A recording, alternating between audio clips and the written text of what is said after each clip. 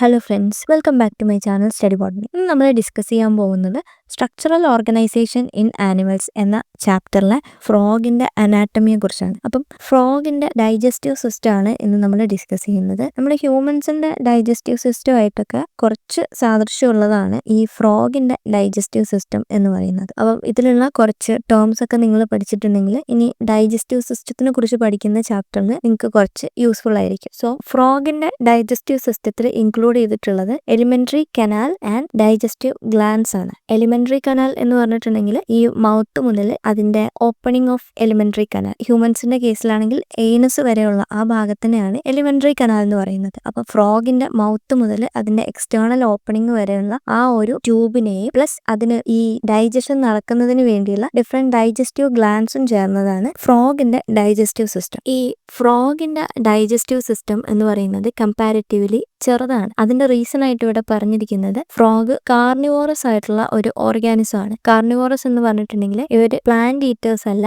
Meet eaters ആണ്. ഇവര് മാംസഭുക്കുകളായിട്ടുള്ള organisms ആണ് ഫ്രോഗ് എന്ന് പറയുന്നത്. അങ്ങനെ കാർണിവോറസ് ആയതുകൊണ്ട് തന്നെ ഇവരുടെ ഇൻഡസ്റ്റൈനിന്റെ ലെങ്ത് എന്ന് പറയുന്നത് കമ്പാരിറ്റീവ്ലി ഹെർബിവോറസിനെ കമ്പയർ ചെയ്യുമ്പോൾ, അതായത് സസ്യഭുക്കുകളെ കമ്പയർ ചെയ്യുമ്പോൾ വളരെ ചെറുതായിരിക്കും. സോ അതുകൊണ്ട് തന്നെ ഇവരുടെ എൻറ്റയർ എലിമെന്ററി കനാൽ എന്ന് പറയുന്നത് കമ്പാരിറ്റീവ്ലി സ്മോളർ ആയിരിക്കും. അപ്പൊ നമുക്ക് ഈ ടെക്സ്റ്റ് ബുക്കിൽ കൊടുത്തിരിക്കുന്ന ഇമേജ് വെച്ച് ഈ ഡൈജസ്റ്റീവ് സിസ്റ്റത്തിലെ കുറച്ച് ഭാഗങ്ങളൊക്കെ പഠിക്കാൻ പറ്റും. സോ ഈ ഡൈജസ്റ്റീവ് സിസ്റ്റം സ്റ്റാർട്ട് ചെയ്യുന്നത് മൗത്തിൽ നിന്നായിരിക്കും. അപ്പം നമുക്ക് ആദ്യം ഈ ഓർഡർ പഠിക്കാം, അതായത് ഫുഡ് ഫ്രോഗിന്റെ ബോഡിയിലൂടെ എങ്ങനെയാണ് പാസ് ചെയ്യുന്നതെന്ന്.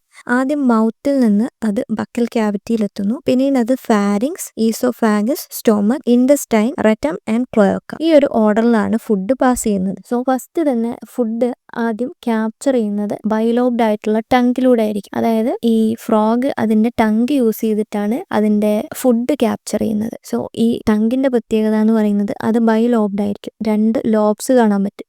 ഇങ്ങനെ ഈ ക്യാപ്ചർ ചെയ്യുന്ന ഫുഡ് മൗത്തിലൂടെ അത് ഈസോഫാഗസ് വഴി സ്റ്റൊമക്കിലെത്തുന്നു. സ്റ്റൊമക്കിൽ ഈ ഡൈജഷന് വേണ്ടിയിട്ട്, ഫുഡിന്റെ ഡൈജഷന് വേണ്ടിയിട്ട് ഹൈഡ്രോക്ലോറിക് ആസിഡ്, ഗ്യാസ്ട്രിക് ജ്യൂസുകളും കാണാൻ പറ്റും. അപ്പം ഹൈഡ്രോക്ലോറിക് ആസിഡ് ആണ് ഈ സ്റ്റൊമക് അല്ലെങ്കിൽ ആമാശയത്തിൽ കാണുന്ന ഈ ആസിഡ് എന്ന് പറയുന്നത്. ഇതുകൂടാതെ ദഹനത്തിന് ആവശ്യമായിട്ടുള്ള, ഡൈജഷൻ ആവശ്യമായിട്ടുള്ള ഗ്യാസ്ട്രിക് ജ്യൂസുകളും ഈ സ്റ്റൊമക്കിൽ കാണാൻ പറ്റും. ഈ ഹൈഡ്രോക്ലോറിക് ആസിഡും അതുകൂടാതെ ഗ്യാസ്ട്രിക് ജ്യൂസസ് ഒക്കെ സെക്രീറ്റ് ചെയ്യുന്നത് ഈ സ്റ്റൊമക്കിന്റെ വാളിൽ നിന്നായിരിക്കും. ഇവിടെ വെച്ച് കംപ്ലീറ്റ് ഡൈജഷൻ നടക്കുന്നില്ല. ഈ സ്റ്റൊമക്കിൽ വെച്ച് പാർട്ട്ലി ഡൈജസ്റ്റഡ് ആയിട്ടുള്ള ഈ ഫുഡിനെയാണ് കൈം എന്ന് പറയുന്നത്. അപ്പോൾ അത് കംപ്ലീറ്റ് ആയിട്ട് ഡൈജസ്റ്റ് ചെയ്യാത്ത ഈ പാർട്ട്ലി ഡൈജസ്റ്റ് ചെയ്തിട്ടുള്ള ഈ കൈം എന്ന് പറയുന്ന ഫുഡ് പിന്നീട് സ്മോൾ ഇൻഡസ്റ്റൈനിന്റെ ഫസ്റ്റ് പാർട്ടിലേക്ക് എത്തുന്നു. അപ്പം സ്മോൾ ഇൻഡസ്റ്റൈനിന്റെ ഫസ്റ്റ് പാർട്ട് അതിനെയാണ് ഡുവോഡിനം എന്ന് പറയുന്നത്. ഈ ഒരു ഏരിയ ആണ് ഡുവോഡിനം. ഈ ഡുവോഡിനത്തിലേക്കാണ് ലിവർ സെക്രീറ്റ് ചെയ്യുന്ന ബൈൽ, അത് ഗോൾ ബ്ലാഡറിലായിരിക്കും സ്റ്റോർ ചെയ്യുന്നത്. ഇങ്ങനെ ലിവർ സെക്രീറ്റ് ചെയ്ത ബൈൽ ഗോൾ ബ്ലാഡറിൽ സ്റ്റോർ ചെയ്യുന്നു. അതുകൂടാതെ തന്നെ പാൻക്രിയാസിൽ നിന്ന് റിലീസ് ചെയ്യുന്ന പാൻക്രിയാറ്റിക് ജ്യൂസും, ഇത് രണ്ടും കൂടെ കോമൺ ബൈൽ ഡക്റ്റിലൂടെ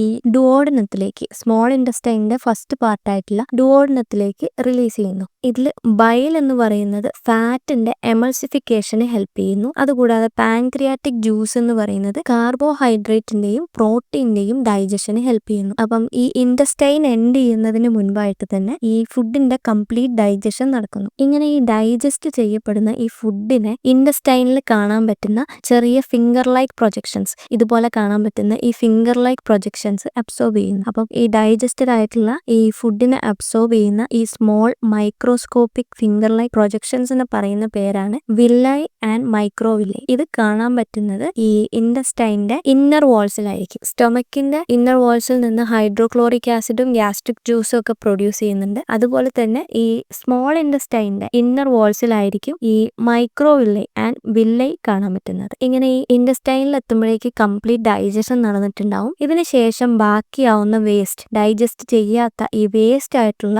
ഈ ഫുഡിന്റെ ബാക്കി ഭാഗങ്ങൾ എന്ന് പറയുന്നത് അത് ഫസ്റ്റ് റെക്ടത്തിൽ എത്തുന്നു. അവിടെ നിന്ന് ക്ലോയോക്കയിൽ എത്തുന്നു. ഇവിടെ നിന്ന് ക്ലോയോക്കൽ ഓപ്പണിംഗ്, അതായത് ക്ലോയോക്കൽ അപ്പേർച്ചർ വഴി അത് ഡൈജഷന് ശേഷമുള്ള വേസ്റ്റ് പുറത്തേക്ക് പോകുന്നു. അപ്പം ഈ ഫുഡ് പാസ് ചെയ്യുന്ന ഈ ഒരു ഫ്ലോ ചാർട്ട് നിങ്ങൾ ഓർത്തു വെക്കണം. അതായത് mouth, buccal cavity, oesophagus, stomach, intestine, rectum, cloaca and cloacal aperture. ഇതിൽ ഈ ബക്കൽ ക്യാവിറ്റിക്ക് ശേഷം ഫാരിങ്സ് കൂടെ ഇൻക്ലൂഡ് ചെയ്തിട്ട് വേണമെങ്കിൽ പഠിക്കാം. അപ്പം നമുക്ക് ഇതുവരെ ഡിസ്കസ് ചെയ്തിട്ടുള്ള കാര്യങ്ങളൊക്കെ ഒന്നുകൂടെ പറഞ്ഞു നോക്കാം. നമ്മൾ ഇന്ന് ഡിസ്കസ് ചെയ്തത് അനാറ്റമി ഓഫ് ഫ്രോഗിൽ അതിന്റെ ഡൈജസ്റ്റീവ് സിസ്റ്റം ആണ്. ഈ ഫ്രോഗിന്റെ ഡൈജസ്റ്റീവ് സിസ്റ്റത്തിൽ നമുക്ക് elementary canal and digestive glands കാണാൻ പറ്റും. ഇതിൽ എലിമെന്ററി കനാൽ എന്ന് പറയുന്നത് ഷോർട്ട് ആയിരിക്കും. കാരണം ഫ്രോഗ് എന്ന് പറയുന്നത് ഒരു കാർണിവോറസ് ആയിട്ടുള്ള ഓർഗാനിസം ആണ്. അതുകൊണ്ട് തന്നെ ഇതിന്റെ ഇൻഡസ്റ്റൈനൽ ലെങ്ത് വളരെ കുറവായിരിക്കും. പിന്നീട് ടെക്സ്റ്റ് ബുക്കിൽ ഈ ഫുഡിന്റെ പാത്താണ് പറഞ്ഞിട്ടുള്ളത്. അപ്പം ഈ ഫ്രോഗിന്റെ മൗത്ത് ഓപ്പൺ ചെയ്യുന്നത് ബക്കൽ ക്യാവിറ്റിയിലേക്കായിരിക്കും.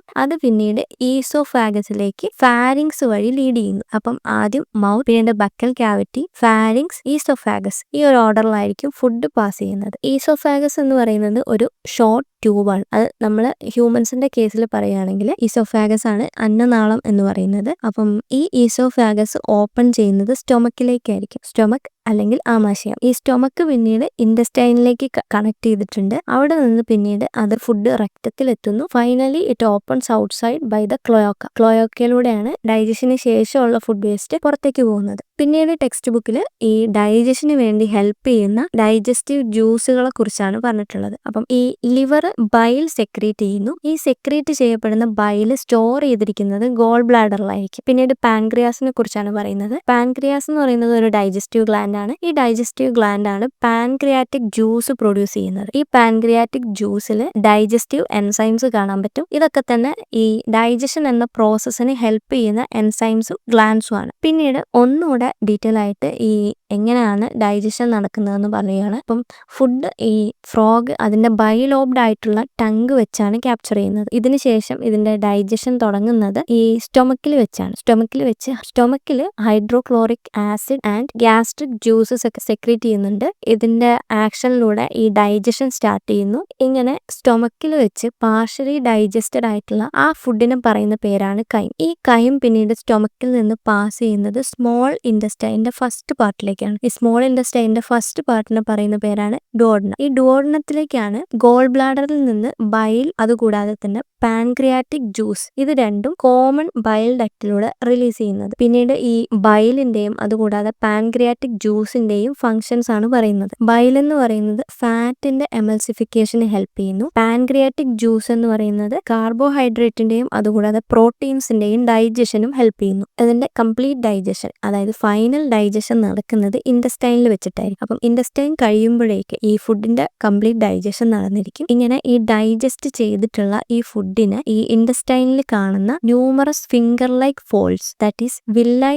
And microvilli. ഈ ഫിംഗർ ലൈക്ക് ആയിട്ടുള്ള മൈക്രോസ്കോപ്പിക് ഫോൾസിനെയാണ് വില്ലൈ എന്ന് പറയുന്നത്. ഇവര് ഈ ഫുഡിനെ, ഈ ഡൈജസ്റ്റഡ് ആയിട്ടുള്ള ഫുഡിനെ അബ്സോർബ് ചെയ്യുന്നു. പിന്നീട് ഡൈജഷന് ശേഷം ബാക്കിയായിട്ടുള്ള വേസ്റ്റ് ആയിട്ടുള്ള അൺഡൈജസ്റ്റഡ് സോളിഡ് വേസ്റ്റ് എന്ന് പറയുന്നത് രക്തത്തിലൂടെ പാസ് ചെയ്തിട്ട് ക്ലോയോക്കയിൽ എത്തുന്നു. ഇവിടെ നിന്ന് ക്ലോയോക്കൽ അപ്പറേച്ചറിലൂടെയാണ് ഈ സോളിഡ് വേസ്റ്റ് ഫ്രോഗിന്റെ ബോഡിയിൽ നിന്ന് പുറത്തേക്ക് പോകുന്നത്. അപ്പം ഇത്രയും കാര്യങ്ങളാണ് നമുക്ക് ഫ്രോഗിന്റെ ഡൈജസ്റ്റീവ് സിസ്റ്റത്തിൽ ഡിസ്കസ് ചെയ്യാനുള്ളത്. നെക്സ്റ്റ് വീഡിയോയിൽ നമുക്ക് ഫ്രോഗിന്റെ റെസ്പിറേറ്ററി സിസ്റ്റം ഡീറ്റെയിൽ ആയിട്ട് ഡിസ്കസ് ചെയ്യാം. That's it for today. അപ്പോൾ സ്റ്റഡി ബോട്ടണിയുടെ ടെലഗ്രാം ചാനലും അതുപോലെ ഒരു ഡിസ്കഷൻ ഗ്രൂപ്പും ഒക്കെ ക്രിയേറ്റ് ചെയ്തിട്ടുണ്ട്. അപ്പം അതിൻ്റെ ഒക്കെ ലിങ്ക് ഞാൻ ഡിസ്ക്രിപ്ഷനിൽ കൊടുക്കാം. നിങ്ങളൊക്കെ ജോയിൻ ചെയ്യാം. And thank you. God bless you all. By.